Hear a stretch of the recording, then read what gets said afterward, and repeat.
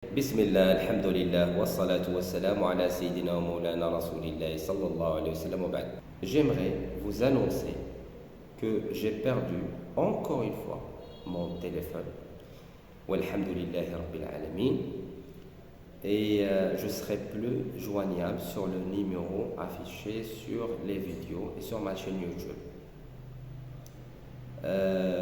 Et j'ai vérifié, j'ai pas trouvé qu'il y a moyen pour récupérer aussi le numéro. Donc je vais voir comment on va faire Inch'Allah Ta'ala après.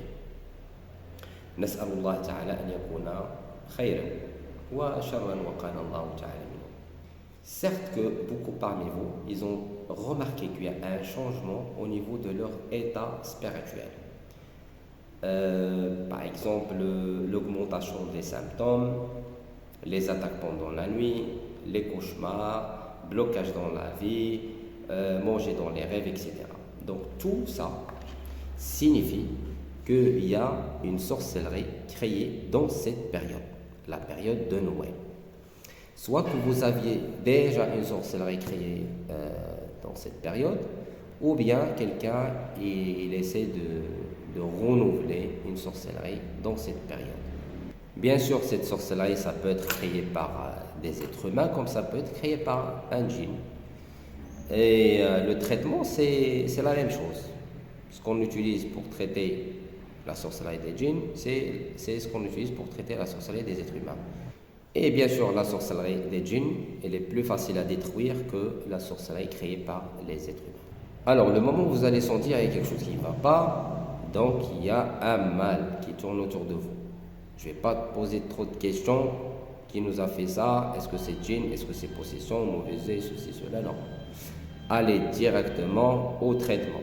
Donc le traitement est facile. Le traitement que je vous explique tous les jours. Faire les ruqya, les invocations, les sourates protectrices, l'encens vaporisé, encensé avec les plantes. Voilà, le massage, le musc noir, le programme de nettoyage total. Sinon, si vous la laissez, ça va devenir un peu compliqué pour la faire sortir après. Donc, vaut mieux, le moment où vous allez sentir qu'il y a quelque chose qui ne va pas, vous faites le nettoyage avec n'importe quel type de traitement. Soit le traitement de nettoyage avec l'effet corallisé, ou bien les plantes, ou autre chose. Et là, je vous dis pourquoi. Parce que dans le monde spirituel, ça fait partie des secrets du monde spirituel, il y a certaines périodes.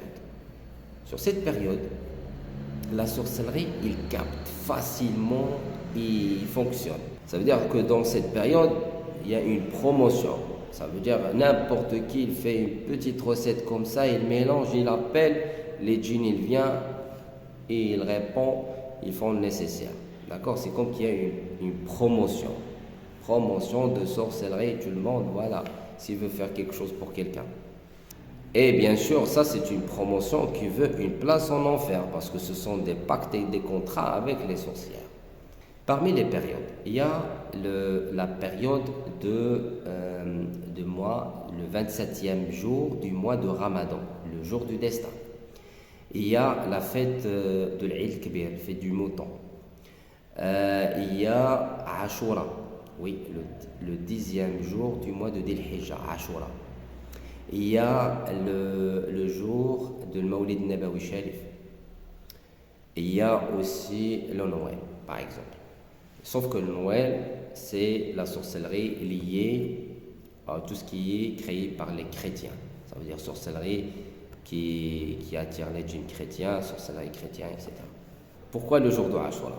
Le sunnah du prophète sallallahu alayhi wa sallam, le jour de Ashura, c'est jeûner, faire le jeûne. Pourquoi? Parce que c'est un grand jour, il faut faire des actes d'adoration, jeûner, faire beaucoup de dhikr, etc. Et l'acceptation de dua, elle est plus forte que les autres jours.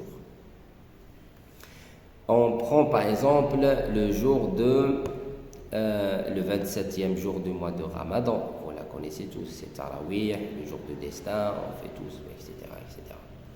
Donc le Mawlid Nabawi Sharif, on fait beaucoup de prières au prophète sallallahu alayhi wa sallam, etc. Parce que ça permet aussi d'accepter les doigts et de se rapprocher d'Allah tabaraka wa ta'ala plus en plus. Ça veut dire que le jour où Allah tabaraka wa ta'ala il nous demande pour faire beaucoup de doigts et des invocations, des actes d'adoration pour se rapprocher de lui. Il y a en contrepartie le shaitan, les djinns. Ils demandent aussi les gens pour leur faire des actes d'adoration et des demandes, etc. Ça, ce qu'on appelle les pactes. Parce que le moment où vous faites une sorcellerie à quelqu'un, vous signez un pacte de contrat pour que tu continues sur ce chemin. Tu continues sur ce chemin. Et c'est ce qui explique, on trouve que les gens, ils restent bloqués dans le chemin de la sorcellerie. Ça veut dire le jour où ils commencent à créer de la sorcellerie pour les gens, c'est comme qu'ils signent des contrats, ils restent prisonniers, menottés dans ce chemin. Leur rituel, c'est faire le mal aux autres. S'ils ne font pas du mal à quelqu'un, ils vont tomber malades, ils auront des blocages. Ça veut dire que c'est les djinns qui leur poussent à faire le mal et créer de la sorcellerie pour les autres. Pour qu'ils les aident et pour qu'ils auront des facilités et tout.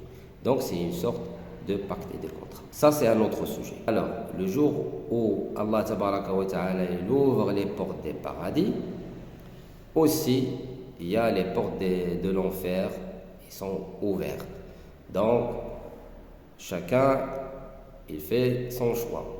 Si vous voulez le chemin et les actes qui vous guident vers le paradis, ou bien les actes qui vous guident vers l'enfer. Et c'est ce qu'on appelle le shirk. Ça c'est le shirk VIP. Ticket direct, l'enfer, la première place. Tu fais, Allah il ouvre les portes du paradis et vous choisissez le chemin qui mène vers l'enfer. Donc c'est ça. Inch'Allah Ta'ala, je vais publier une ruqya spéciale pour détruire la sorcellerie des chrétiens ou la sorcellerie créée dans la période des Noël, Inch'Allah Ta'ala. Salam alaikum.